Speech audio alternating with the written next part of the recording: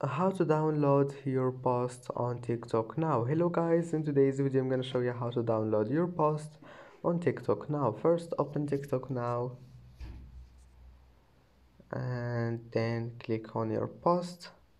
Click these 3 points here and then click privacy settings, and I mean not privacy settings, just click on your post and then click these 3 points, and here you can download it. Click download and click allow storage, and as you see your post is saved, and I hope that can help you. It's easy, just 3 points and click download. And that's it for today's video. If you like this video, please don't forget to like and don't forget to subscribe, and thank you for watching this video until the end, and see you in the next video.